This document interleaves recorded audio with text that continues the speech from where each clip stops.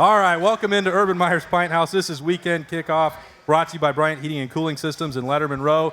Ohio State plays on Saturday. Yes. It's time. It's time. Maybe not for war, Finally. but it is time. Mickey Marotti be yelling that about 11:58 on Saturday. Nebraska's coming to town. It's so overdue. I'm excited. I got goosebumps just with the hype videos coming out and everything. I get to go cover a game. I feel like you guys probably want to go play on Saturday. Yeah, maybe for a couple series. I don't want to wake up on Sunday afterwards. That's the problem. Like, it's never the playing. It's never Saturday night. It's Sunday morning. It's never Saturday afternoon. It's the following day, and then the following day of having to go practice and do stuff again. So that's what's tough. But these guys are amped up. I like the noon kick to start the season for these guys, and Schlegel can attest to this of how the operations. I mean, they're getting those guys out of bed at 7 o'clock, Austin. They're waking up. They're ready to rock. They've got the bullhorns pounding pounding on the doors. But these guys, I'll tell you what. Usually for a noon game, you're kind of rolling out of bed a little bit. With as long as it's been October 24th, I think these guys will be up and alert and ready to go at 7. All right, these guys don't really need an introduction, but that's Bobby Carpenter, by the way, who just gave you that breakdown. Zach Boren, Robert Landers, Anthony Schlegel, and Cardale Jones, the QB there on the end. We got some more special guests. The guy who runs this place, Urban Meyer's Pint House, he's tucked in that room back over there, getting some dinner, getting warmed up in the green room, 7-0 room. He'll be out later. It's going to have a great show for you all tonight, whenever you're watching this, maybe on the internet. But, Zach, game time, man. It's game time. I'm excited, man. How about that video that came out today, right? Ooh. Oh, my God. Who saw that video today? Those You guys see that are so hype video? good. How about that? Their spirit is with you. Is that what it? I mean, I showed it to my kid. I was like, listen, watch this, because he plays football. He's in third grade. I was like, watch this, and he just looked at me. He's like, I want to play football. Then I was like, damn right you want to play football. Go Bucks. And then great. he had his best practice today too. There you go. But hey, do you know what people don't realize is those are the videos like we watch before we walk out to the field, right? When we're at the Blackwell, people think we're in little offices going over meetings and what we are doing that.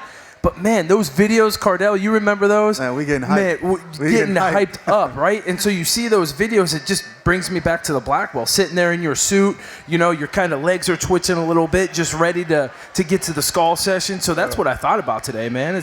Those guys are gonna be ready to go. Thankfully, those guys have had to wait a little bit because, like what Bob said, a noon kick sometimes isn't easy, right? But with those guys waiting and football being taken from them and now given back, those guys can be ready to come out firing on Saturday. For sure. And speaking of that hype and understanding that when we in that Blackwell in that moment and watching that video, it kind of sucks too because we still got a long walk and it's still a long time before kickoff. Don't blow that load. So it's like you get up on a really, really high, but you got to calm right back down because you got to come out, go through your routine, walk, score session, and things like that. It's actually one of the greatest traditions in all of sport, in my opinion, and one of the reasons why I went to Ohio State, because of the score session things. You walk into the stadium. So. Oh my God, usually it's that's a sweaty walk early in the year. You got your suit on, you're sweating. The October 24th, it's going to be a beautiful day. Yeah. You don't have to worry about 90 degrees and humidity pouring down on you and just sweating through your suit. And later sweating through his cowboy hat. My titties are sweating right now. Yeah. Hey, but back to Cardale's point. I've got some bad news on that front, though. Well, back to Cardale's point, though, right? Like you said, you get so amped up, and then you go on that walk. And for people who haven't been on that walk, I mean, there's nothing like it, right? Especially a big game, that sidewalk's lined up. You get in the skull session, the band's playing. Someone gives an inspirational speech, and then you walk. It's like, then you got to decompress. Once you get in the stadium and you go from all those people tailgating and things being crazy, you got your headset on, music blaring. Then you get in the stadium and it's empty, right? And my man Bob Sweeney, I'll give him a shout out, right? I was always the first one up. I was always the first one up on the taping table, and so you get there and it's like you try and decompress. So because you still got another 2.5 hours before kickoff. Yeah. Now this is the other thing too. Like this is trained. People don't realize this, but Coach Meyer trained this. We had it with Tress as well. Like you don't ever want to have too big of a high and too big of a low. Yeah, you're going to watch this, right? But you never want to blow your load too early, right? It's about game time. So you get in there and you look at it. Yeah, it's good. I'm excited to go. But then you lock back in and then you decompress. And we did that on Friday nights, right? You would go into a meeting and you would lock in and then you would decompress, hang out with your dudes, play some cards, watch some games. Boom, lock back in, watch some film. That's always done all the time. It's on Friday nights, but at the end of the day, it's about how do I go out and prepare myself mentally, physically, and emotionally to spill it at noon because that's when the foot hits the ball, and that's what it's all about. Like I said, this for me personally, like, going into this game, them boys going to be fine. They're going to be ready. The hype video that we saw will do no justice to the video that Coach Day is going to prepare for them. Oh, that's a different video. Always. It's always a different video because every video that he put on last year had a message. And it had a certain message that hit home for these boys. And it's going to get to the point where he's going to tell them, let the fire burn. You got to build it. You got to let it slowly burn. Let it build up to kickoff. Coach, Schlegel was talking about, you don't want them to blow their load early. They won't. I promise you they won't. When that wake up comes, Coach going to get them ready, go through walkthroughs, and they walk down to watch that video. It's just going to increase more and more and more the pile of wood that they're going to have to put into that pile for when kickoff comes and they light that fire, it's going to be over with. Oh, my God. It brings me back to that video, right? It gives some people some insight. I know, and it was the same way, I'm sure it is now. Those video guys, after they do a pump-up video, the last thing we see before leaving the Blackwell is they always show a movie clip, right? I know Cardale's going to remember this one, right? Everyone talks about, there's books written about the Michigan State game in 2012, right? And Coach Meyer. Coach Meyer, raising his glasses and whatnot. But I don't know if Cardale remembers the pregame video, what the movie clip was, but it was Liam Neeson in Taken, right? Yeah. And it's the last part of Taken where, he's on the phone with the guys and telling him he's going to come find him and kill him, right? So everyone left there oh my God, we're about to kill these guys. And then I remember, the Team Up North game in 2012, one of my favorite movies, but Boondock Saints, right? When the guys come in with the guns into the courtroom and they come up blazing, man, it was 5 minutes of just chaos and guys are going nuts. And that's how they end those videos. So if people want to know why guys come out sweating from the Blackwell on the walk and all amped up, it's because, man, we got great movie clips. That's right. We show 18 and 22-year-olds violent movies play football. No doubt. That's what happens. Zach, are you ready for the bad news now? What's the bad news? They're not staying in the Blackwell. They're not doing school session. They're not staying at the Blackwell? No. Why aren't they staying at the Blackwell? Well, Blackwell is currently a dorm room. Oh my. Well, that happens. So here's the deal. So where are they staying? They've got another hotel, undisclosed location, so we can't go track them down. Yeah. But so they'll go in. They're going to do all that pregame stuff and at take the Woody a bus there on Saturday. They'll get dressed, all tapes. They weren't going to take all the bikes over, all that stuff. So you guys don't have to work. BB made a career out of putting on a cowboy hat. I kind of did. But let me ask you this, Austin. Yeah. Did they get to go to the golf course for dinner tonight? Well, I think that there's definitely going to be some pecan rolls. Yeah. That's key, because the golf course meal might be the most underrated part of playing at Ohio State. And that's really the shame. That's the best Friday in football, and you get to head over there. And I would not eat all day. We would eat Subway at 11:30 and then not eat again until 6:30, 7 o'clock. And when you're a freshman, you're sitting there and just watching people eat. And they're cutting your food real slow, and you watch them just eat it because it's a buffet, and you get to go up and they dismiss you an order.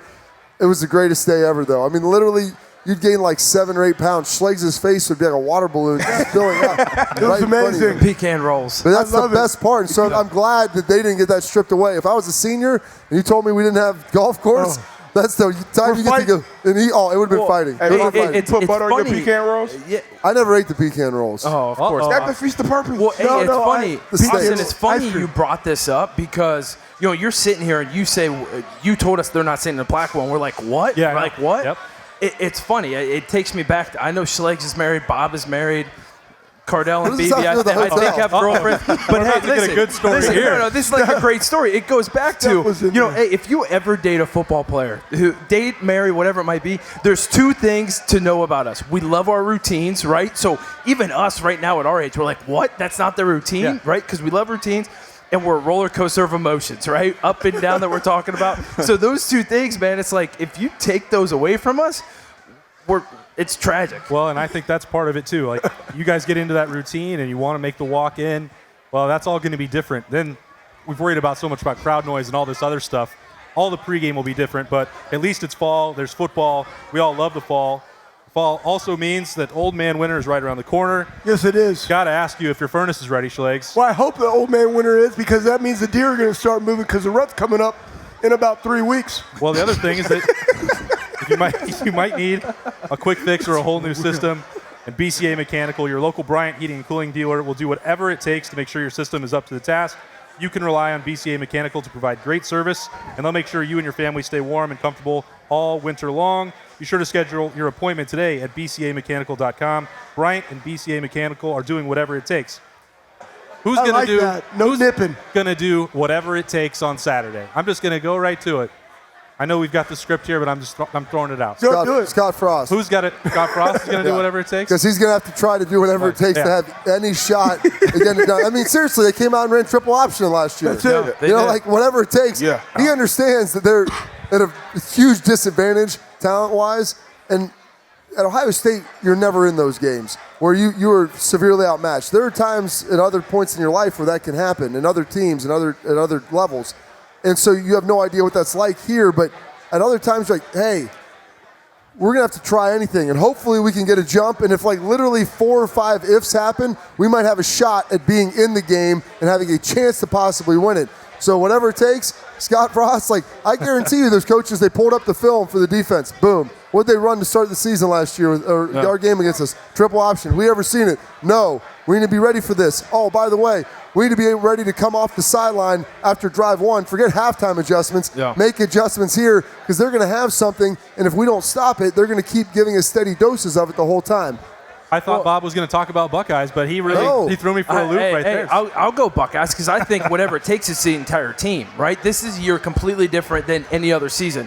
Those guys have been sitting around for, 6 weeks now, watching college football, watching other teams go out there and play.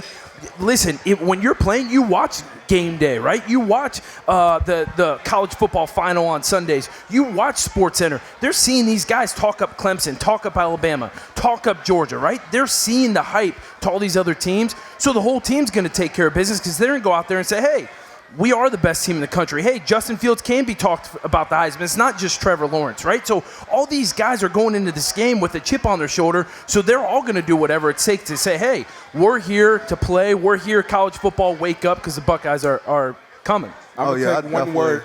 No, go ahead, BB. Sorry. You got it. You a vet. I'm like a dad. I appreciate it. I I definitely agree with Zach on that point because you look around, it's going to take the whole team. You look around these other conferences in the SEC, how Arkansas just got their first win in the SEC in X amount of years. They sneaking up on teams because these teams, these highly ranked teams, these teams that get all these accolades in the preseason are kind of sleeping on opponents like that. And that's what Ohio State can't do for a Nebraska team that's coming in. I mean, they're going to want to win as bad as we want to win. And everybody's going to have that understanding and that mindset to take the whole team to pull this W off. So for me, I'm going to take one word out of that question. Ever. It's not about whatever it takes. It's about what it takes. They're going to be prepared going to this game. They're going to be prepared. For the most part, every situation that they could potentially be in, they're going to be ready for it. It's going to come down to in-game adjustments, and that comes with your vets actually being able to see what they're getting during the game, come out of the game, communicate with coach, make the proper adjustments, and go. That's it. Whatever it takes, that's a desperation question. Desperation is not going to be a factor in this game. Well, BB, it's a sponsor question, okay? Let's take it easy. Well, I love the sponsors, but guess what? I have my own rebuttal. I tell you what, that's what happens when a man's over here wearing alligator skin cowboy boots and skinny jeans. Man, you look good, BB. That's why he wanted to walk into the stadium every week. Well, whatever it takes, I'll just go down the list of dudes since we haven't mentioned any dudes lately. That's going to be Justin Fields, whatever it takes. It's going to be Trey Sermon. I can't wait to watch what he looks like in a Buckeye uniform, but I love Master Teague. I love the dude that he is, and I love the fact that he's come back off Make him say, Schlegel. make him nah. Right? No Limit Soldier. What is wrong with you? I told you, man. Listen, I know all the old school 90s rap, man. I went to DeSoto High School. Anyways, that being said, I can't wait to watch Wyatt Davis and Josh Myers and Thayer Mumford. I know the other two young guys, but whatever it takes, they came back. They wanted this. They're the leaders of this team. Let's go D-line. And Coop, can't wait. Can't wait to see Baron Browning. He's playing Sam. Is he going to stay on the field and do what we did? I look at Baron as what Bobby was in 2005. Played Sam linebacker. Now he's the rush in. I can't wait to watch him do whatever it takes, but just do his job, right? Do what it takes to go get a win. I can't wait to watch the back end and what Kerry Combs did with that.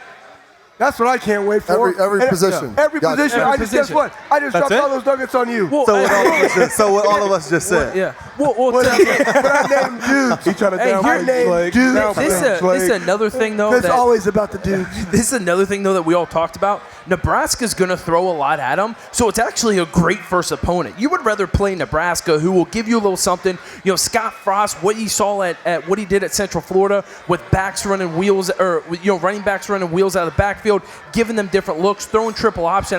That's a lot better opponent for Ohio State than, say, in Illinois or in Indiana, who's going to do what they do. Scott Frost is going to throw so many different looks at him. So for a week one opponent, Ohio State couldn't ask for anything better, because they're going to be able to get as much practice as possible. I say practice, but as many looks as possible in this game. And like Schlegel said, I'm ready for the wide receivers, man. The young wide receivers to show up with Justin Fields throwing it. I mean, after this game, I expect Justin Fields to probably have 9 touchdowns and freaking go for the Heisman, you know? Well, 9 TDs. 9 TDs, man. Zach has to go to the basement and check his pants. It's not easy. Oh my God. I think it's important for Justin Fields not, lose his load early, just to borrow that. How many times can we say that in a show? Morning juice. Maybe we'll retire that. If you guys have one, maybe this is similar to that question, but I didn't intend it to be that way. But if you have one question about the Buckeyes that you want answered on Saturday, what is it? I think it probably goes to the defense, and it goes to the two areas that lost a lot, and I'll leave one for someone else. But to me, it's going to go to the secondary. You're replacing a lot of guys back there, especially guys down the middle. And so now you're going to be asking, like, Josh Proctor, what are you going to be able to do inside? Are you going to get Marcus Hooker in there? Like, these guys haven't really played. And, when they did come in, they can make some plays. They're really athletic. They're super talented. But it's really the question of consistently, can you get guys lined up? The middle is the glue right there. They've got 3 seniors in the middle at linebacker. Not worried about those guys. Sean Wade, he's playing in the middle of the defense essentially last year. Now you're putting him out on corner, and he's going to take care of what he can do, but he's going to have a hard time yelling over to the other side of the field if they're not making the correct adjustments on the opposite side. And so in the back end, those mistakes are touchdowns. We always talk about this on defense. Mistakes in the front half, those are first downs. BB gets out of his gap, linebacker misses a tackle, it's 10, 12, 15 yards. You blow a coverage on the back end, it's a touchdown. And a lot of guys, that's what, you have to have real thick skin and be real resilient to play back there. And so they're going to get tested early. These dudes are highly talented. They get tested all the time in practice.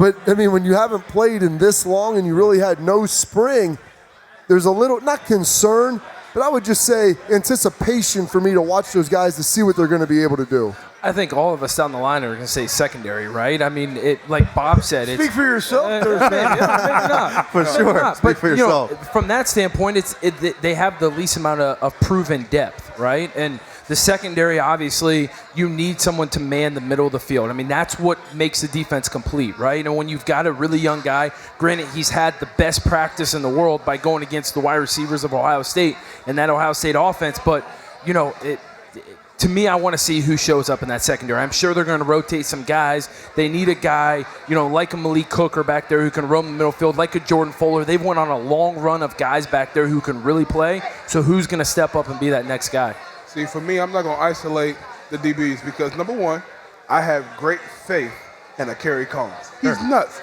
He drinks coffee for sport. Crazy. But he knows what he's doing. For me, my question mark is going to be the young guys as a whole.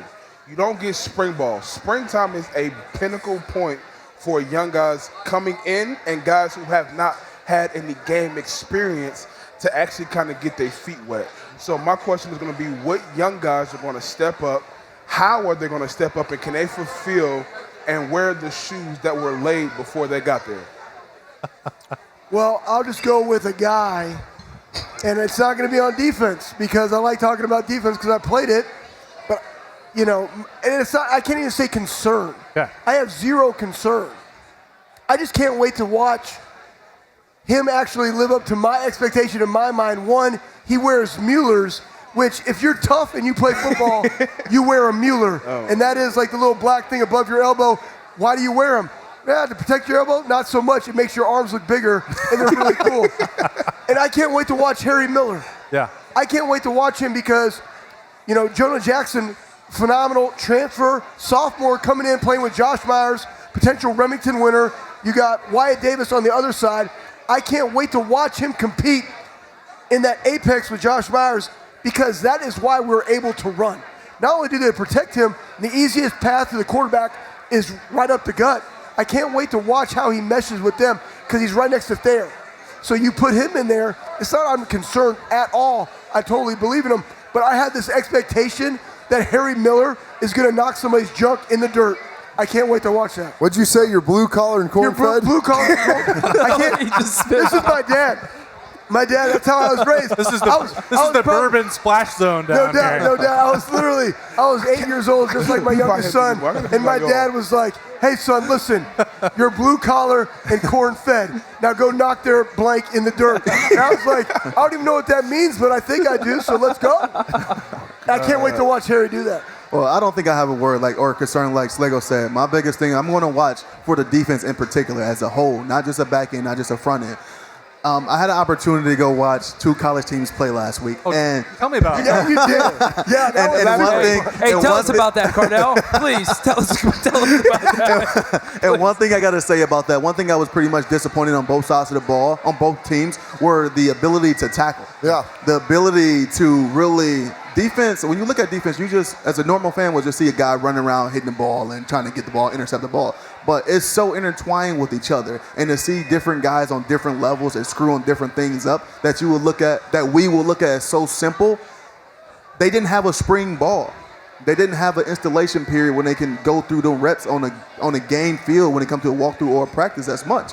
So that's going to be critical, and staying in gaps and things like that. But the fundamentals of tackling. Tackling ain't hard. You got a guy running at you full speed. Tackling is not hard. Tackling is not hard, right? But I cannot. Okay, how about this? I don't think tackling can be easy. Tackling can be easy, right? There's a pandemic of poor tackling going on. For sure. In football, all across the board, all across the country, and even on the pro level as well, because of the lack of they don't practice. You don't hit anymore, and there was no spring ball, and so that's with these young guys. Like you worry a little bit. That's my concern. I wouldn't say worry or concern, but that's what I'm gonna be looking at for the Buckeyes. Cardale, I'm shocked you were able to pay attention to the tackling out there. Cardale was down there listening to Hank Williams Jr. Texas Women's song. Man. I wouldn't have been able to pay attention to the game. Trust me, all the plays I saw was on replay. You want to go light it up in the Big 12, though, don't you? Oh, my God. Quarterback's dream. It was tough watching some football, but hey, it was a good game. All right, we're going to let these guys reload with some Coors Light and some Silver Bullets. Cardale's going to have some trivia coming up for those of you here at Urban Meyer's Pint House. A lot more to come tonight on Weekend Kickoff, brought to you by Bryant Heating and Cooling Systems. It takes attention to detail. With your local Bryant dealer, you're getting more than just a technician. You're getting someone who pays attention to your needs and the little things that make a big difference. It takes a dealer you can rely on. And to keep your family warm this winter, here, let me show you how this works. It takes Bryant. Bryant, whatever it takes. And to keep your family comfortable, it takes BCA Mechanical. Find them at bcamechanical.com. All right, welcome back to Weekend Kickoff, brought to you by Bryant Heating and Cooling Systems. This guy on my left needs no introduction. His name is all over this place, Urban Meyer's Pint House. He went 7-0 in the rivalry game. He beat Nebraska a couple times. And, a couple times, yeah. A couple times, rivalry game. And you put this guy in to win a national championship a few years ago. He's told the story about going in that rivalry game and the message in the headset or talking to you on the sideline, and that he might not have been as confident as he let on. Well, Cardale is part of our family, and that's one of the great stories in Ohio State history is when on whatever the rivalry game date was in 2014, JT Barrett's our quarterback, and we have this guy behind him named Cardale Jones that didn't take life too serious all the time. No way. And he sent that beautiful tweet out, but so Cardale or JT Barrett, probably about 10 yards from me, from both of us, because you're standing next to me, he breaks his leg. And I see him go down, and we know JT's one of those guys. He goes down, he's down. That's not one of those guys going to stand up and jog off and everything's all right. And sure enough, I start walking on the field, and our strength coach looks at me and goes like this, gives like his leg's broken. And I thought, my gosh, and I hold his hand, and I see JT crying, and I kind of cry with him, and I'm holding, the crowd is right there, and all of a sudden I think, uh-oh. The next guy up, next man up. So I go over and put my arm on Cardale because he's such a big dude. I put my arm on him, and he looked like a guy that's getting ready to take a physics test, and he never studied physics before. He had sweat rolling down his forehead. And I put him on my arm on his shoulder, and I said, hey, man, you can do this. You can do this. And I hit him in the rear end, and I give him the play. And he jogs on the field. And I'm thinking, there's no way in hell he can do this. He's not ready for this. So he hands the ball off a couple times, and then he throws a pass. But he played okay. Zeke broke a 4th down run. Darren Lee picked up a fumble. We score, we win. And then the legend of Cardale came on. Yeah. I mean, by the time that game ended, until Sunday when we came in to get ready for Wisconsin in the Big Ten Championship, it went like this. It was a 180. You saw a grown man leading his team, preparing it. I mean, myself and the other coaches are like, wow, this is incredible. Is that how you remember it, 12? Yeah, but he really said when JT went down, he was like, hey, Cardale, you're the best quarterback I ever coached. You're the best guy on this team. Now go show everyone. No, I'm just joking. But, yeah, pretty much, man. I think just understanding my responsibility at the time, understanding what we had opportunities to play for.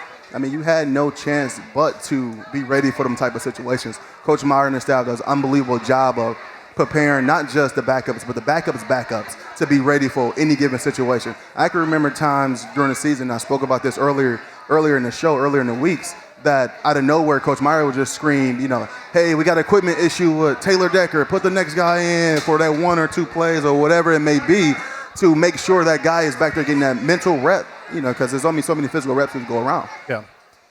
Had you heard of Twitter in 2012 when? No. I did after that, though.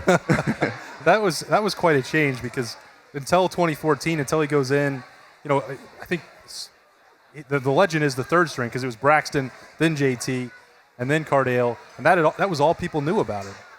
Had you seen any change from sending a tweet as a freshman, which I've written about it plenty of times, it was because he got a B, he was still being a good student. We don't have to cover that ground anymore.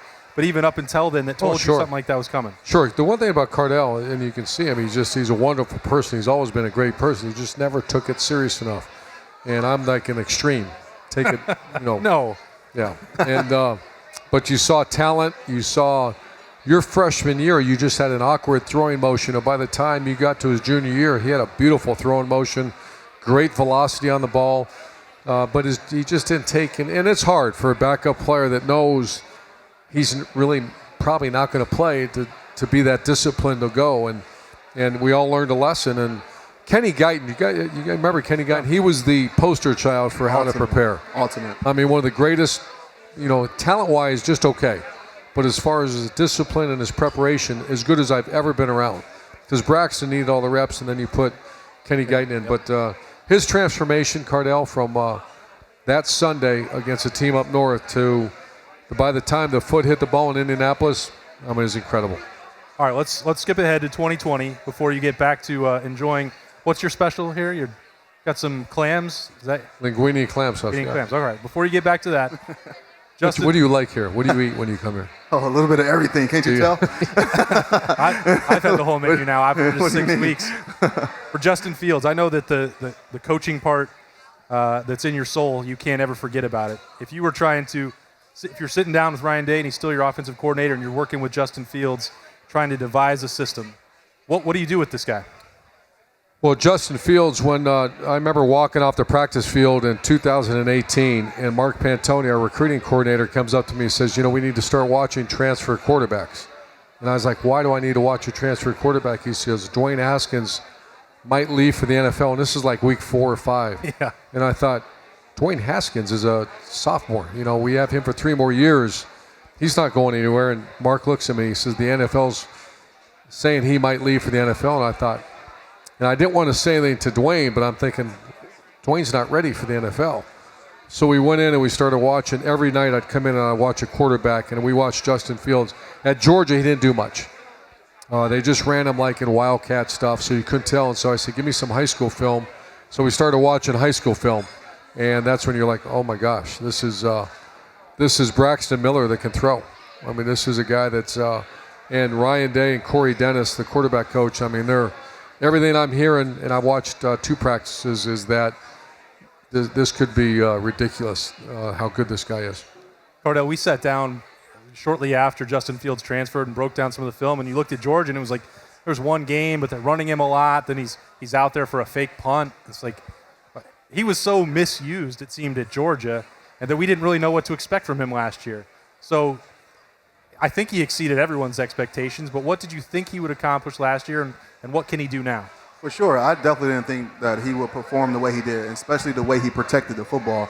Being a first-year guy, coming in late in the season, coming in late before the season, and having that opportunity to learn the system, not only learn the system, have success, and know your guys and things like that. I thought his numbers, if we were expecting that and asking that would have been a bit much to ask and put on the guy's plate coming from the situation he was coming from. But, Coach Day being under Coach Meyer, and Coach Meyer, I can just think about the times when I was playing and different quarterbacks were playing. They're going to adapt, and this is what the great ones do. They adapt to their players. They don't try to force the players into the system. They make it work.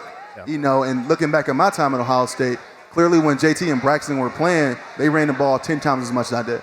And when I had an opportunity to play, we started pushing the ball a little bit more down the field, and our big focus wasn't on a lot of read option with the quarterback. It was more so get a ball to this best guy we got, Ezekiel Elliott, and let him get the ball. No ifs, ands, and buts about it. All right, the last thing for Urban, the Byers Auto question for Coach. If you want to send that to us every week on Twitter at Lettermen Row and tag Byers Auto, please do so. Urban will take that every week that he's here.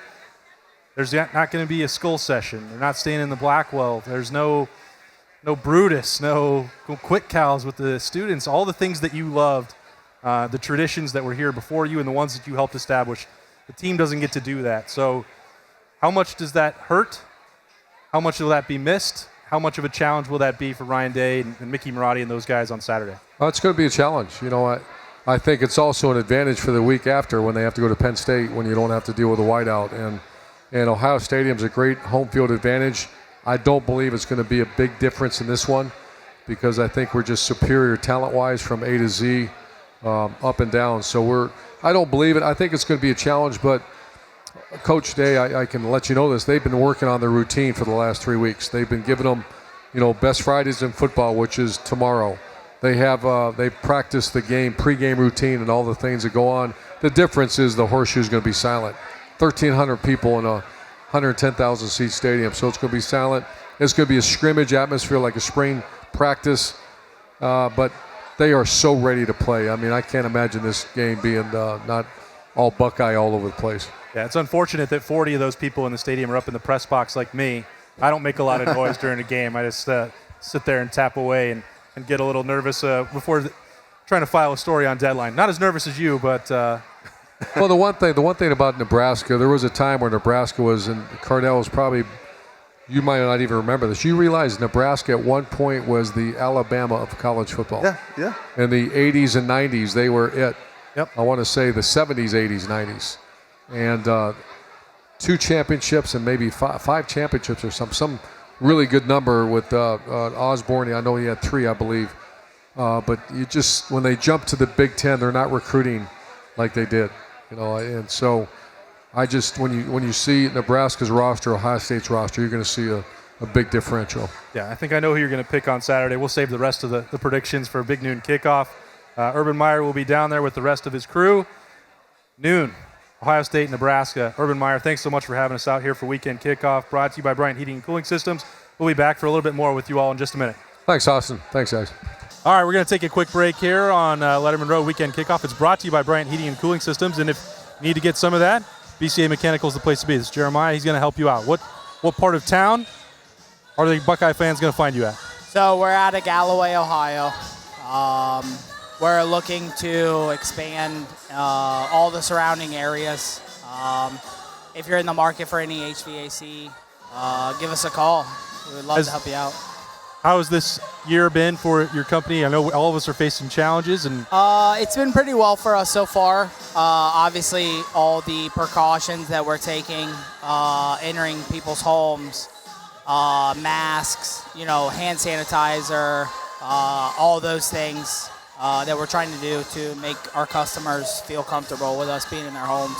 Yeah, it's been, we've heard from a number of people with Bryant Heating and Cooling Systems, air filtration, these things that we've never even, think about. Yeah, so Bryant Heating and Cooling Systems and BCA Mechanical, we offer multiple different options for air purification. As far as air purifiers, UV lights, you name it, we got it. So give us a call at BCA and We'd love to take care of you. All right, need to give them a number or anything else? Website? Yeah, so Twitter? we got a website. Our website's www.bcamechanical.com. Our phone number is 614-853-8124. That's our office phone number that you can reach us at and get us scheduled. And Perfect. any of your heating and cooling needs, we're here. All right, you got a prediction for Saturday? OSU. All right. Right? Easy enough, right? Right? They're just going to win. That's all that Buckeyes. matters. Buckeyes all the way. Appreciate BCA Mechanical hanging out with us tonight on Lettermen Row. Bryant Heating and Cooling Systems Weekend Kickoff. Thanks, man. Thanks so much. Thank you. All right, welcome back to the final segment on Lettermen Row Weekend Kickoff, brought to you by Bryant Heating and Cooling Systems. It is the Silver Bullet pick segment. It's time. I thought you were filming that entire time. Yeah, I know. Well, the cameras are on, but... Well, hey, just so everybody knows, because the cameras are on, we just gave Austin all of our money, because now when we do picks, we're going to at least have some skin in the game. Well, guess what? There is some skin on the game. So, Zach, do you want to take this and pass that down? Yeah, come on, Schlegs. Here you go. What happened last week? Well, what happened last week is I had no skin in the game, and I was just picking random teams based on what I... So what was your record, and why do you have that? I was 0-5. 0-5. 0-5? He was 0-5 last week. That's as impressive as going 5-0. I know. Literally is the law of average. Like, there's no way you should be that Well, bad. I was going against, like, Zach was picking stuff, and I just wanted to be turds. I was like, I'll pick these guys. That really worked out well, didn't it? Yeah, it's okay. I'm Nice good with chain. this. Look Nice at that. chain. Look Dude, at this thing is flossy, man. I worked so hard on building that just to raise the ante for this. I know Good. Zach. I like it. I'm ready. I'm prepared. So, I like it. So I'm ready to attack and dominate. I want to do that again. Now you guys want money in the pot for winning. Now and we got money in the that pot, for and we losing. got the loser chain. All right, so now it's legit. Incentive. I can't pick Miami to beat Clemson anymore. I've got to take it a little more seriously than that. Yep, Yeah, yep. let's go. I'm all in All now. right, this week it's all 5 Big Ten games because that's the only conference that matters anymore. Let's get the worst one out of the way. Iowa, -3.5 at Purdue. Oh, wait. So if we pick a team, are we taking a spread as well? Yes. You're taking the spread. Yeah, you were on That's vacation what- last week. Welcome, sorry. welcome to the big leagues. Iowa and who? Purdue? Iowa at Purdue. 3.5. 3.5 points. I got Purdue. Bobby likes to go first, but he's digging into the pos over there. You have Purdue? Did you say Purdue? Yeah. I'm going to go Iowa. I think the reason why we've talked about it multiple times, with the way the years went, no spring ball, fall camp's kind of weird, the season's weird. The teams that are able to run the football are going to be successful, and we've seen it so far this year, right? The teams that can really run the football, look at Clemson, look at Alabama, they've been able to run the football. Those are the teams that are going to win. Iowa's going to be able to ground and pound Purdue. Redo. Iowa. Redo. I got Just Iowa. talk Cardale. Iowa -3.5. Yep. Where's the game? At Purdue. At Purdue. Not that matters at all. No, it doesn't matter. Well, you still have What's Except I'm 0 for 2. What's the name of the stadium Purdue plays in? Ross. Not you, Ross Aid. Yeah, exactly. I knew it. I was asking you. I knew Austin knew it. I was 0-2 there. That's an easy lay. Lay the 3.5. Zach outlined many of the reasons. Iowa's had a tumultuous offseason, but they still have a pretty good culture with their team. If they can, as long as they don't guard Rondale Moore with a linebacker, they're going to be fine. Boy, whatever are you referring to, Bobby? Yeah, exactly. I watched that, and so did you. So as long as they don't try to single up, he's the only weapon they have offensively. If you can take that away, they'll grind the clock, they'll win this game. I don't think they have a problem with it. See, last week I would have probably picked Purdue because I just said, hey, you know what? They all picked Iowa. But Jeff Brom for Purdue is out this game because he got the COVID. So I'll go with Iowa in the points. Okay. I'm going to take Rondale Moore. I'm not scared. All right, do it. I hope you wear this thing. Thanks for donating that 20. Not scared of them being without Brom. They got another Brom in reserve. He's coming off the bench. They're going to throw it to Rondale Moore.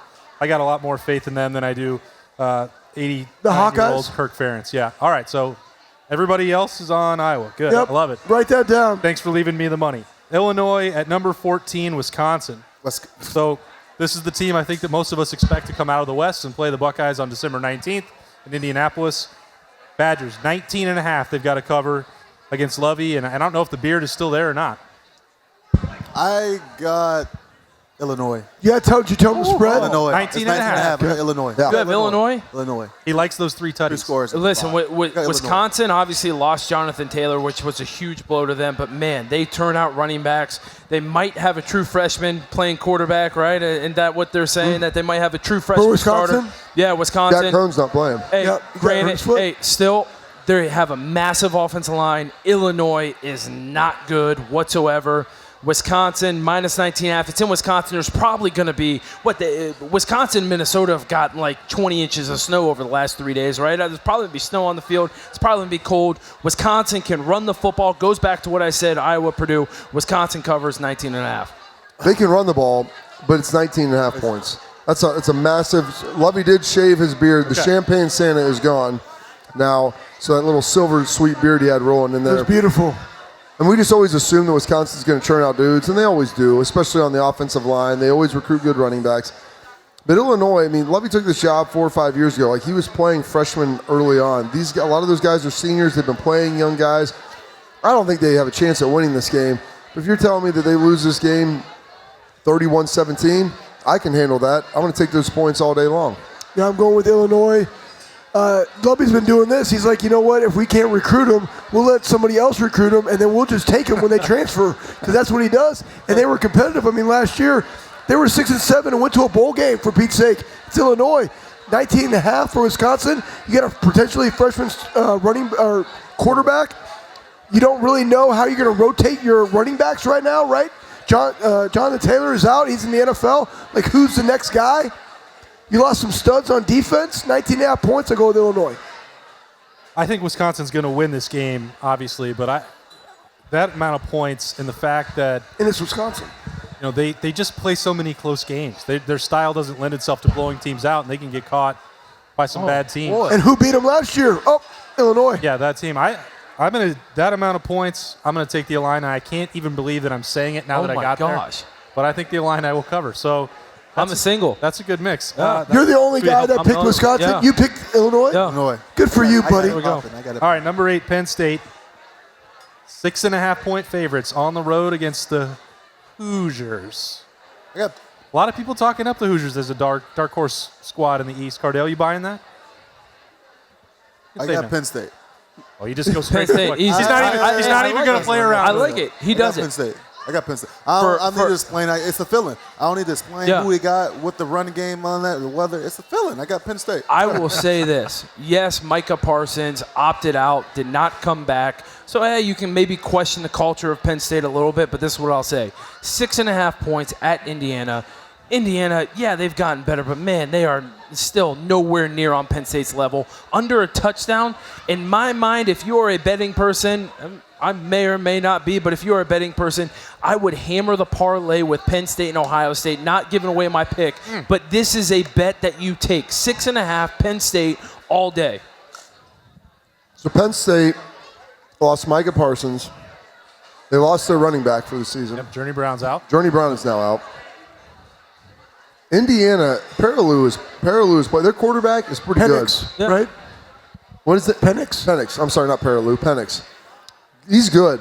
He's a really talented guy. I don't think they win this game. If you're going to give me 6.5, there's no real home field advantage. I'm going to take the Hoosiers. Like, they've recruited. Tom Allen's done a good job recruiting there. You laugh at this and scoff at this. 6.5. Penn State, I'm telling you, they're not as good as you think. You took Journey Brown out of it, you take Micah Parsons out of it. They don't have the depth that Ohio State has. I'm just telling you right now. I don't know what's going on over there. It looks like somebody got an interception or they're fighting. I don't know, but I'll say this. Here's the deal. Indiana lost their offense coordinator. What were they, 8-5 last year with Tom Allen? They lost their offense coordinator. He went and took the head job at Fresno State. He's gone. What is it going to look like? I don't know. Penn State, they took the coordinator from Minnesota. He comes back in. A lot of RPOs. They got a quarterback, Sean Clifford. We saw him last year. It's Indiana. Flakes is tortured over there. I know, it's Indiana. I'm taking Penn State. Let's go. There you go. I don't believe in James Franklin, and I know look at all these losses that they've got their star on both sides of the ball. He's gone. I'm not sure that I can still bring myself to bet on Indiana in any situation. I won't be surprised. They're better than you think. I know they are, and I think Penn State. like Penix. And I am pretty convinced that Penn State will be worse. They're not going to be 7-1, challenging for the playoff the way people talk about them. Only loss is going to be to Ohio State. I don't believe that at all. But I don't know that this will be when they fall back to earth. I think they'll probably be good enough to get past Indiana. But I won't be surprised if they lose. I just don't have Bobby's confidence to actually take the Hoosiers. I like his pick, but I can't. But that's why he wants to win that money. He's taking that money. I respect it. All right. Down to the 2. Okay. Rivalry. The rival team the Wolverines at the Gophers. The Little Brown Jug? Michigan's got to cover Little 3.5. start. 3.5. Rivalry trophy game. I got Minnesota. Do you? And I don't want to explain my answer. I think it's clear for me. I just can't do it. He doesn't want to influence anybody else. I will give the $20 up before I pick them. Yeah. Minnesota. Here's my thing. It's 3.5 points, correct? 3.5? 3.5. Listen, the row the boat thing, maybe it caught some steam last year, but I think the only reason why is because they were rowing downriver, right? I think that's the only reason why.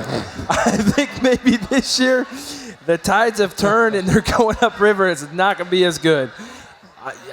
You got to take the Wolverines, right? Harbaugh is feeling some pressure. He may not want to say he's feeling any pressure, but he's feeling it. If they go out week 1 and lose to the Gophers at Minnesota, I just don't. They have prepared way too long. They don't have to lose. They just have to win by less than 3.5. 3.5, in my mind, that's win or lose. I mean, come on. So, it's win or lose. So 31-28, that may be a win for Michigan, but it's a loss for you on the betting card. It's okay. I'm still going Wolverines. I think it's going to be like 31-21, Bob. Ooh. At Minnesota. I'll tell you that. It's going to be snowing. Michigan's going to be able to run the football. Are they? Yeah. Wow. I mean, Why? yeah. Who?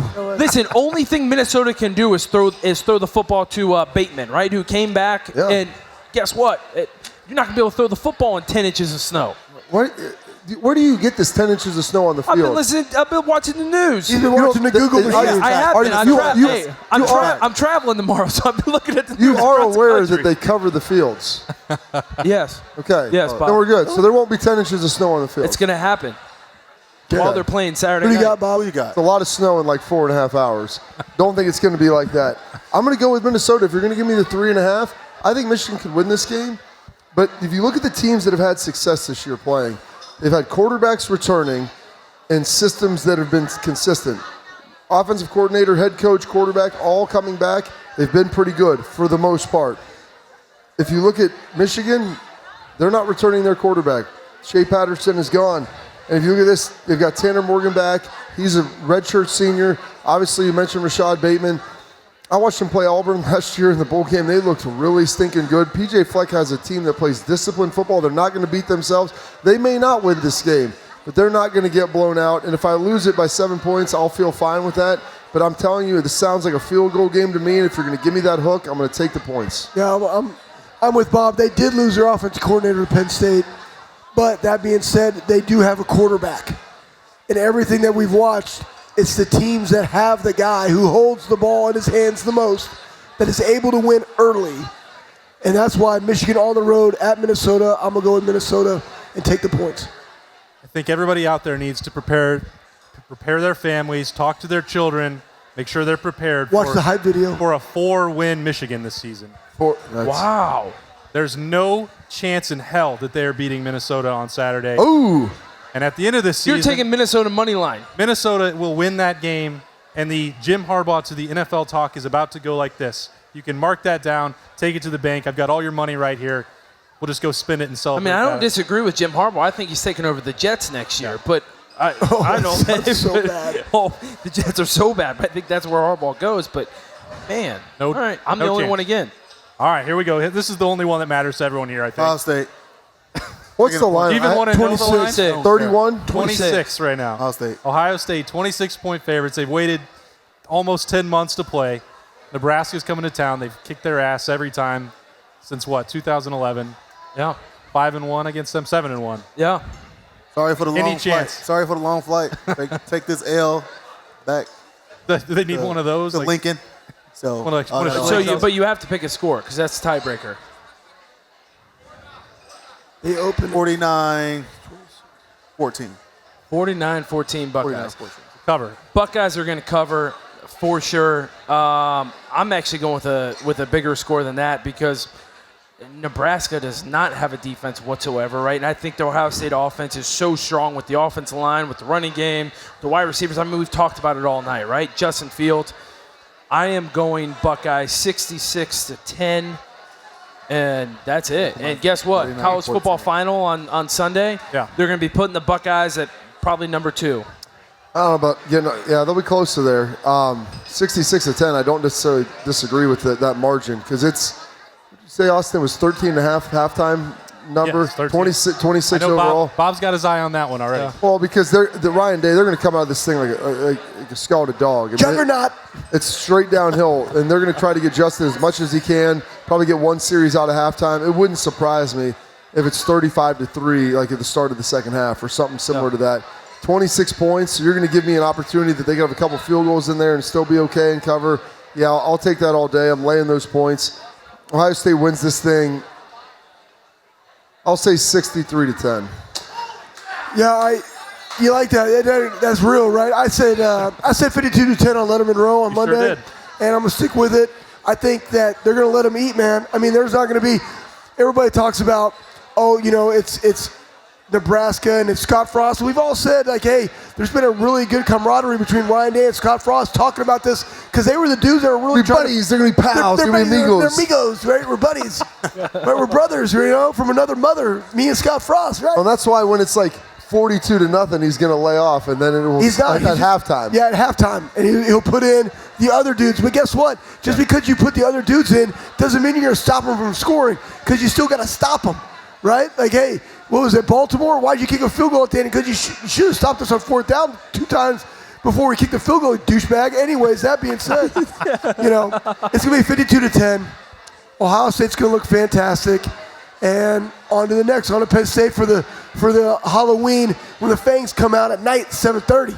I had to look back to what we said on Monday because it feels like it was 10 days ago, Schlegs. Seems so long, but guess Hanging what? out with Schlegs every day is like a dog day. Yeah. It's like 7 days. Well, everything since And you do. Everything morning since juice every morning. December 30th has felt that way for me. And that's why I think, imagine what it's like for the players who've had to live with that moment, the uncertainty of if they would get to play, but even going back to that, the embarrassing officiating in the Fiesta Bowl, the ejection for Sean Wade. Stop it. On down the line. I mean, that's what they've thought about every day. And that's why they're going to win 62-6 on Saturday over Nebraska. 62-6. 62-6. I like it. The Buckeyes are going to get it rolling. This was the first pre-game weekend kickoff of the year. I know there were supposed to be some other guests coming. This is beautiful, man. Everybody, OH. I.O. Get it hype. 3 times. Thank you so much. We apologize for the Fox Big Noon kickoff people that were supposed to Hey, man, appear. they had some stuff, man. The travel difficulties, that's fine. We can't control that. No doubt. But we had the Buckeyes here. That's all that really matters to me. Anthony Schlegel, Bobby Carpenter, Robert Landers, Zach Boren, Cardale Jones, Urban Meyer, Reed Fragel was around here somewhere. Shelly Meyer in the house. I appreciate Chris everybody. Carter, Solomon Thomas. I've seen all sorts of dudes I coached. It's the Buckeyes are ready for the season. We are too at Lettermen Row. I'm just Austin Ward. Thanks so much for everybody for coming out tonight. We'll see you next Thursday for Weekend Kickoff, brought to you by Bryant Heating and Cooling Systems. Get you some of that.